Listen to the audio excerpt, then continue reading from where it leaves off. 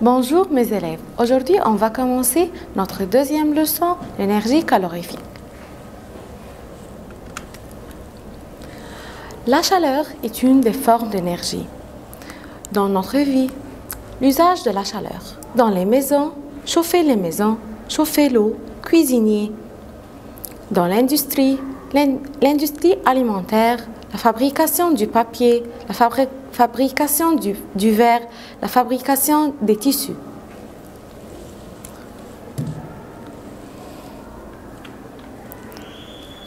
La chaleur est une des formes d'énergie qui se transmet d'un corps dans la température plus élevée au corps dans la température moins élevée.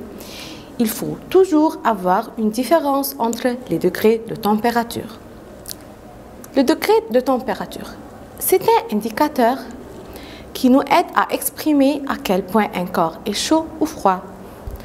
Pour mesurer la température, on utilise les thermomètres. La condition de la chaleur apporte 4 tiges de même longueur en matières différentes, aluminium, bois et fer et plastique. Mets les 4 tiges dans un récipient rempli d'eau. Mets le récipient au-dessus d'une flamme pour chauffer l'eau. Essaye de toucher les 4 tiges. Que observes-tu? Tu te sens chaud quand tu touches le fer et l'aluminium. Conclusion, les matières sont différentes en leur conduction de la chaleur. On a deux genres ou deux types de matières. Des matières bonnes conductrices de la chaleur et des matières mauvaises conductrices de la chaleur ou des matières isolantes de la chaleur. Les matières bonnes conductrices de la chaleur qui permettent la transmission de la chaleur à travers elles, comme quoi les différents métaux, le cuivre, l'aluminium et le fer. Utilisation. L'aluminium et le cuivre et l'acier inoxydable sont utilisés dans la fabrication des ustensiles de cuisine et des récipients et des bouilloires.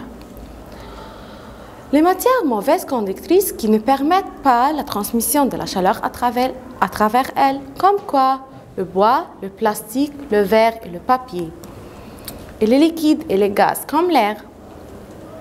Usage, le plastique et le bois sont utilisés dans la fabrication des manches des ustensiles de cuisine et des récipients et des bouilloires. Le plastique est utilisé pour fabriquer les manches de fer à repasser. Les couvertures et les habits lourds en laine sont utilisés en hiver pour préserver le corps, la chaleur du corps et ne pas ressentir le froid. Dites pourquoi. Dans les pays froids, les fenêtres en verre sont fabriquées par un espace entre les deux vitres. Pourquoi? Pour garder la chaleur de l'air à l'intérieur de la maison de manière qu'elle ne s'échappe pas à l'extérieur, car l'air est un mauvais conducteur de la chaleur. On doit laisser des espaces entre les rails des trains fabriqués en fer. Pourquoi?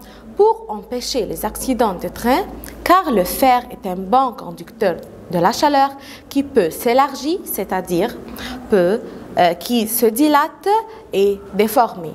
Notez bien, le cuivre conduit la chaleur plus rapidement que l'aluminium et le fer. Et merci pour votre attention. À la prochaine.